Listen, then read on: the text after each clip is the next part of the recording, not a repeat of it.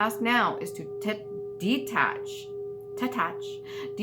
step back, and allow your feelings to pass through you like water without judgment or disapproval. Let your fears be washed away with self-love and understanding. Can you imagine this world? This world, if we had no fears of the good that can come. So like, let's say the things that are really good for us and really meant for us, and they're part of this whole new awakening, new world and everything like that, if we didn't approach it with a sense of fear. Can you imagine how fast that would quicken things? I mean, there's some people out there, there's a whole tribe of people right now doing everything possible with their highest divine connection and source and their gifts and abilities, doing everything to make sure this process stays on track. Including myself, just doing these readings, putting messages out there for other people that may not be so sure.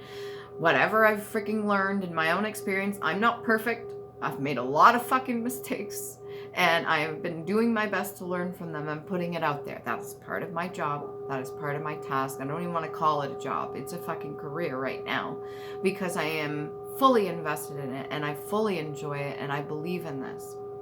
So there's a whole collective of people. Can you imagine how much quicker it would be if other people were on board without a sense of fear of something that could be potentially, that is really beneficial to them? I remember talking to one person, they said yoga is like a form of devil's work.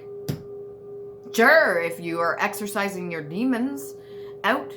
Like, I mean, if you are stretching and movement and flowing and you are meditating, all these things that are beneficial to you, if somebody told you that that is the devil's work, clearly, I think maybe potentially you are misinformed, because you know as well as anybody else that you should, deep down inside, you know it's something that's good for you. Like, if you are, your gut instinct, your higher self is telling you this is actually really good for me, then why would you care about the people around you that are still misinformed, or the ones that are in a fear, in a state of fear? That's a nest too. If they're in that state, why would you be listening to them? If you don't want to be fearful anymore, don't be fearful. If you know there's nothing to fucking fear, then don't fear it. Don't be persuaded into that energy, because it's not helpful. All right. Where was I? Yeah. Without judgment or disapproval. Let your fears be washed away with self-love and understanding. The world can be a chaotic place, and uncertainty can create instability where people act out of incomprehensible ways.